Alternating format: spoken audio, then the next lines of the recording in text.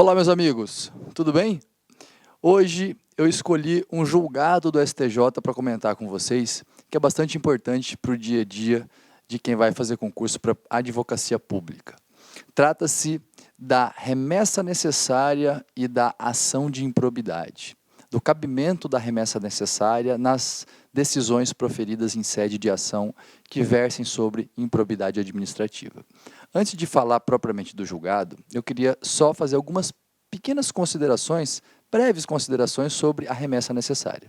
Eu trouxe aqui um quadro comparativo entre como era a disciplina da remessa necessária no CPC de 73 e como ficou no CPC de 2015. E observe o seguinte, que a regra é que as decisões contra a Fazenda Pública, justificam a remessa necessária. E que eu considero decisão contrária à Fazenda Pública aquelas que julgam procedentes, no todo ou em parte, os embargos à execução da dívida da Fazenda Pública. Isso não mudou, também continua no CPC 2015. Então, a regra é a seguinte, decisão, sentença contrária à Fazenda Pública, todo ato que prejudica a Fazenda Pública tem que ser remetido à segunda instância para uma reanálise, considerando que o prejuízo ele não é só da Fazenda Pública como órgãos e entidades, e sim de toda a coletividade. Some-se a isso que, de acordo com o CPC de 73, as condenações cujo valor não excederem a 60 salários teriam que ser remetidos.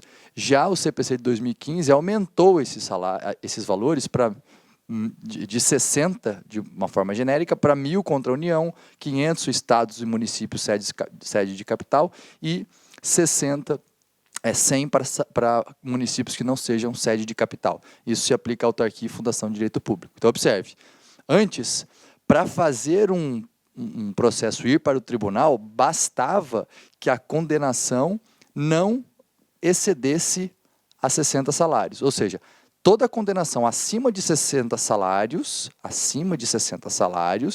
ia para o tribunal. 60 salários é um valor muito baixo. Agora, eu tenho 1.000 salários para a União, 500 para os estados e 100 para os municípios que não sejam capitais. O que isso significa na prática? Que aumentou a dificuldade para enviar o processo por meio da remessa necessária, ou seja, não é qualquer decisão que vai subir para ser reanalisada. Além disso, de acordo com o CPC de 2015, há outras condicionantes. A decisão não pode ser contrária à súmula, a julgamento de recurso repetitivo, incidente de resolução de demanda repetitiva ou assunção de competência, e também pode ser um parecer ou uma súmula administrativa pode justificar a não subida. Então, o que você tem que gravar dessa primeira parte?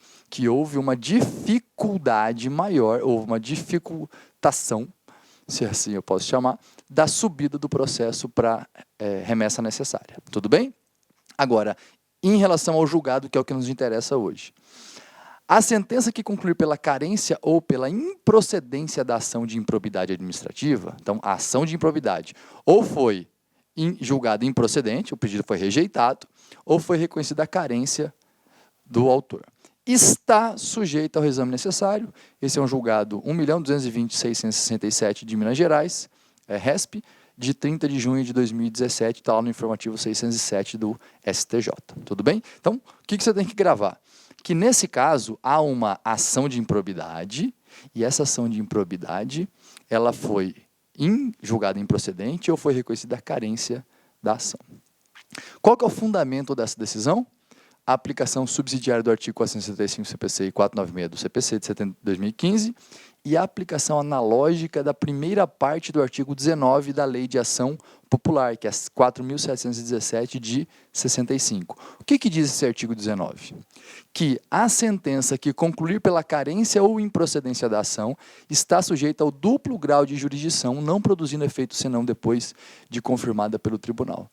Pessoal, aqui você tem que lembrar do seguinte, como eu disse antes, o fundamento básico, a ideia que move a remessa necessária, exame necessário, é que a decisão seja contrária à Fazenda Pública.